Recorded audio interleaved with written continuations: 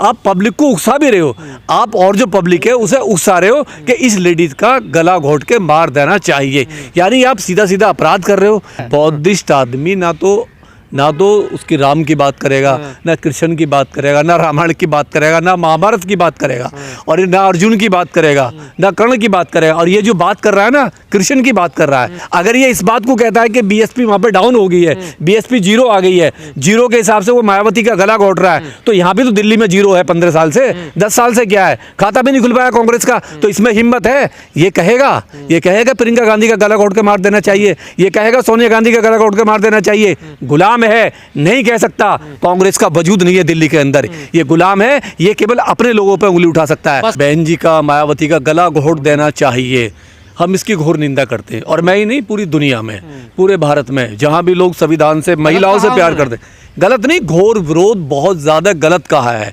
क्योंकि किसी भी लेडीज का, किसी भी महिला का, वो भी कोई नॉर्मल महिला नहीं है, जो 4 बार की सीएम रही है, 4 बार की सीएम रहना, और एक पार्टी की एक मतलब प्रेसिडेंट है वो, और एक समाज में, सोसाइटी में, देश में, पूरी दुनिया में उनकी रेस्पेक्ट है। पूरी दुनिया उनको आयरन लेडी के नाम से जानती है।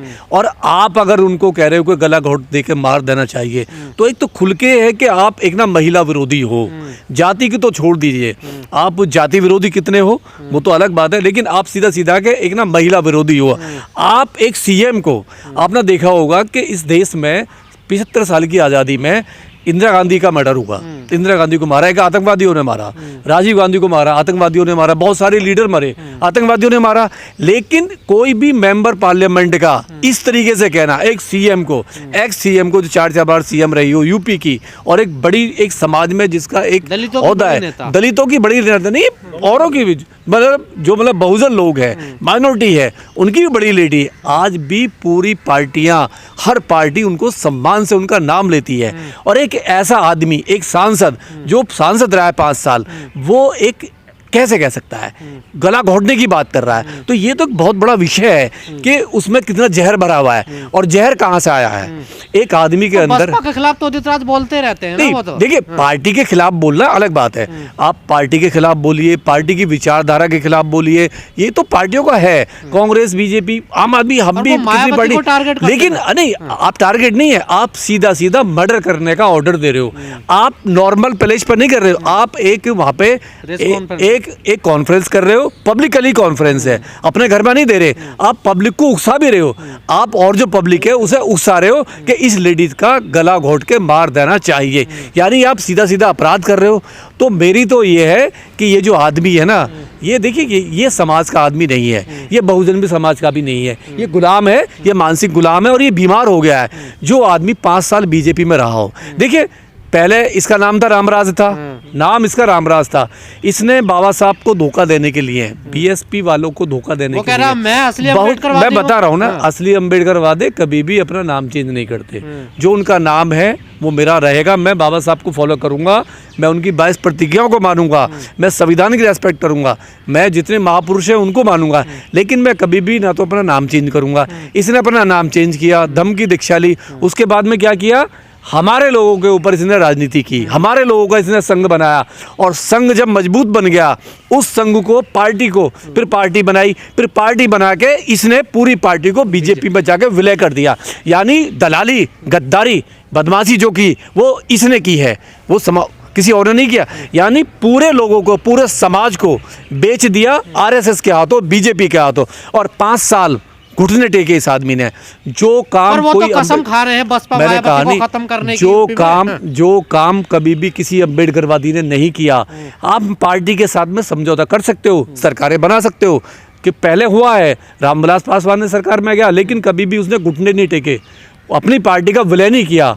आज भी उसने विलय नहीं किया है, उसके और बहुत सारी पार्टियां, लेकिन इसने तो पार्टी का विलय किया। और जिस तरीके से मोहन भागवत के इसने टट्टे चूमे, बीजेपी के टट्टे चूमे, मोदी जी के टट्टे चूमे, और ये गुलाम बन के रहा 5 साल। और 5 साल में जितने भारतवर्ष में SC ST पे, बहुजनों पे अत्याचार हुए, माइनॉरिटी पे अत्याचार हुए, संविधान को क्रैश किया गया, ये आदमी कभी भी पार्लियामेंट में इसका जबान नहीं खुली, और 5 साल तक ये साइलेंस रहा पूरा। तो ये कहाँ का अम्बेडकरवादी है? राहुल गांधी भी तो कह रहे हैं कि ये जो है मायावती, ये बीजेपी के सामने बढ़िया चुनाव नहीं लड़ती हैं। देखिए, देखिए क्या है, राहुल गांधी की एक परेशानी है। राहुल गांधी ने कल सच बोला है, रायबरेली में एक कॉन्फ्रेंस में उसने सच बोला है। उसने कबूल करा है कि बीएसपी अभी देश में मजबूत है, बहन जी अभी मजबूत है, इनकी वजह से हम सरकार नहीं बना पाए और बहन जी की वजह से बीजेपी की सरकार बनी, ये उसने कबूल किया है। तो उसे पता है ताकत का, उसको मालूम है ताकत का। दिल्ली में तो राहुल गांधी की वजह से बीजेपी की सरकार बन की, देखिए अभी बनी है। देखिए क्या है राहुल गांधी का जो वोट बैंक है दिल्ली में वो केजरीवाल के पास है। केजरीवाल तो राहुल गांधी कभी भी नहीं चाहेंगे, सपने में भी नहीं चाहेंगे कि केजरीवाल सत्ता में आए। जब केजरीवाल यहाँ से उखड़ेगा, यहाँ से सरकार जाएगी, तभी तो कांग्रेस की आएगी। ये तो सीधे सीधे बीजेपी की सरकार बनवाई, बीजेपी की बनवाई है, साफ बीजेपी की बनवाई है। आप देवेंद्र यादव का पढ़िए बयान, साफ उन्होंने कहा कि हम खुश हैं, हम खुश हैं। कल बैठे हुए थे, अभी शपथ ग्रहण में आप बैठे हुए थे आराम से, वहाँ कोई बीएसपी का तो था नहीं और तो था नहीं, कांग्रेस का लीडर था वहाँ बैठा हुआ। तो सीधी सीधी बात है, जो किसके साथ बात ये है कि किसके इशारे पे किया। उदित राज की लड़ाई किससे है? मायावती से है या फिर मनुवादियों से है? किससे है उदित राज की लड़ाई? उदित राज की लड़ाई केवल बहुजन लोगों से है, मायावती से है। उसको डर है, उसे मालूम है कि बहन जी के पास अभी उनका वोट बैंक है, एक बैकबोन उनके पीछे है, पर वो उसे तोड़ना चाहता है। बौद्धिस्ट बताते हो तो महाभारत की बात कर रहे हैं, अर्जुन की बात कर रहे हैं, कृष्ण की बात कर रहे हैं। देखिए क्या है, एक बौद्धिस्ट, फर्जी अम्बेडकर बौद्धिस्ट है क्या? बौद्धिस्ट आदमी ना तो उसकी राम की बात करेगा, ना कृष्ण की बात करेगा, ना रामायण की बात करेगा, ना महाभारत की बात करेगा, और ना अर्जुन की बात करेगा, ना कर्ण की बात करेगा। और ये जो बात कर रहा है ना, कृष्ण की बात कर रहा है, तो ये वही है जो आरएसएस ने, देखिए आरएसएस ने एक संघ बना रखा है जो भिक्खू संघ है, भिक्खू संघ उसका भी है और यही आरएसएस का है। तो ऐसे ही लोग, ये केवल चोला ओढ़ रखा है इन्होंने धम्म का, काम ये आरएसएस के लिए करते हैं। तो ये एक्सपोज हुआ है, समाज को खतरा है इन लोगों से,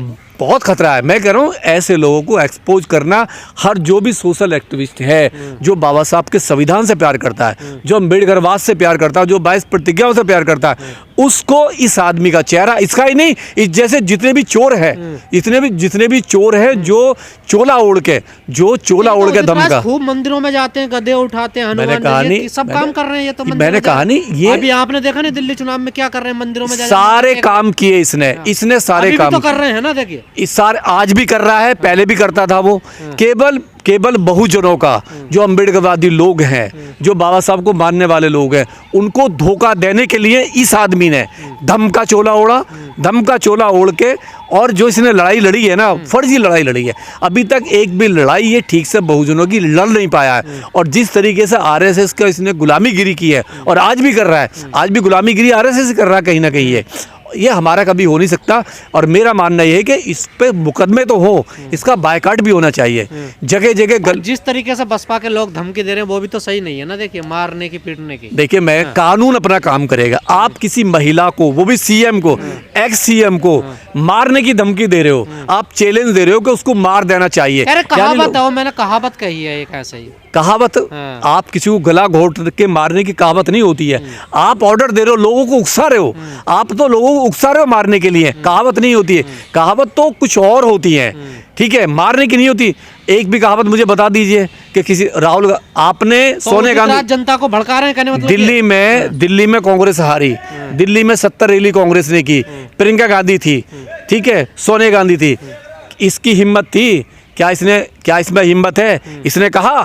इसने कहा अगर इसमें हिम्मत होती तो ये कहता कि प्रियंका गांधी कांग्रेस या नाकामयाब रही और यहाँ प्रियंका गांधी का गला घोट देना चाहिए, सोनिया गांधी का गला घोट देना चाहिए। इसमें हिम्मत है? नहीं ना। अगर ये इस बात को कहता है कि बीएसपी वहाँ पे डाउन हो गई है, बीएसपी 0 आ गई है, 0 के हिसाब से वो मायावती का गला घोट रहा है, तो यहाँ भी तो दिल्ली में 0 है 15 साल से, 10 साल से क्या है, खाता भी नहीं खुल पाया कांग्रेस का। तो इसमें हिम्मत है? ये कहेगा प्रियंका गांधी का गला घोट के मार देना चाहिए, ये कहेगा सोनिया गांधी का गला घोट के मार देना चाहिए। गुलाम है, नहीं कह सकता। कांग्रेस का वजूद नहीं है दिल्ली के अंदर, ये गुलाम है, ये केवल अपने लोगों पे उंगली उठा सकता है। बसपा के काला तीतर कह रहे हैं, उसको बताइए। देखिए बसपा के लोग तो बोलेंगे। देखिए जो पदाधिकारी है, जो भी पदाधिकारी है, जो बीएसपी से प्यार करता है, जो कार्य करता है, उसकी अपनी भावनाएं हैं, पार्टी से भावना जुड़ी हुई। देखिए हीरो बनना चाहता है, इसको मालूम है बहन जी को टारगेट करूंगा तो मेरा विरोध होगा, वैसे ही हार चुका है, खत्म है। ये आदमी 0 है, खत्म है, कोई सुनना नहीं चाहता, दलाल है, दलाल है, कहीं कहीं भी जाता है। मैंने सुना अगर कि शादी में भी जाता है वहाँ भी पैसे लेता है।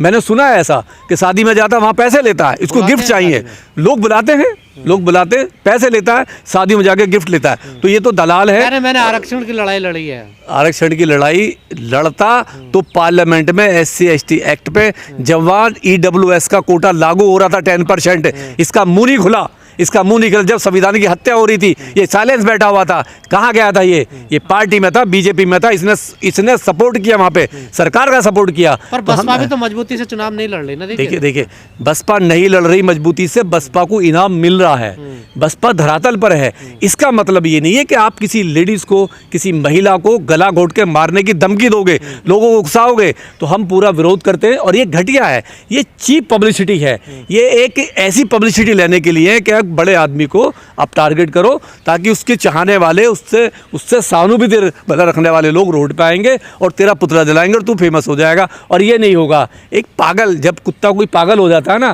देखिए जब कुत्ता पागल हो जाता है उसे उसके हाल पे छोड़ दिया जाता है। और ये मानसिक रोगी है, ये साइको है, एक साइको आदमी।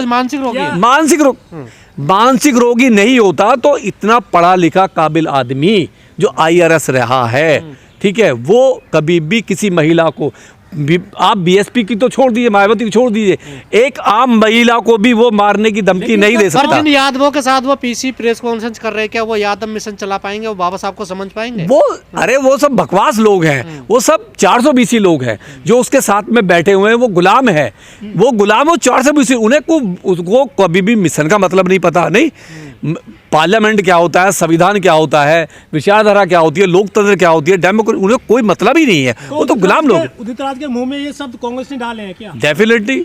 जिस तरीके से राहुल गांधी साइलेंस है, प्रियंका गांधी साइलेंस है, महिला होते हुए, मैं कह रहा हूँ महिला होते हुए, सोनिया गांधी साइलेंस, जो सोनिया गांधी बहन जी को गले लगाती थी, नहीं उनकी बढ़ाई करती थी, 10 साल साथ में रहे, रेस्पेक्ट करती थी। और अगर उन्हीं की पार्टी का आदमी बहन जी को ऐसे कहता है तो सोनिया गांधी को, राहुल गांधी तो खुद कह रहे हैं, कल उन्होंने कहा कि BSP मजबूती से चुनाव लड़ती नहीं बीजेपी के। मैंने कहा नहीं, चुनाव बीजेपी की बी टीम बता रहे हैं। चुनाव अलग, B बनाओ, C बताओ, E बताओ, D बताओ, वो अलग मैटर है, लेकिन जान से मारने का मैटर वो अलग है, वो मैटर अलग है। सोनिया गांधी, प्रियंका गांधी को इसका विरोध करना चाहिए था। लेकिन जो कांग्रेस है वो तो नारा दे रहे थे कि लड़कियों लड़ सकती हूँ, उसके नेता बहन जी के लिए इस तरह से कहने गला घोट देंगे, वो नारा फर्जी है क्या कांग्रेस का? ये नारा तो जब जिसने नारा दिया, जो पोस्टल गर्ल थी अर्चना गौतम, उसकी पिटाई हेडक्वार्टर पे ही हुई थी, ठीक है, 10 जन कांग्रेस के, वो तो महिला विरोधी है, महिला विरोधी। जब उसकी पिटाई हुई, संदीप सिंह के इशारे पिटाई, प्रियंका गांधी के इशारे पिटाई हुई,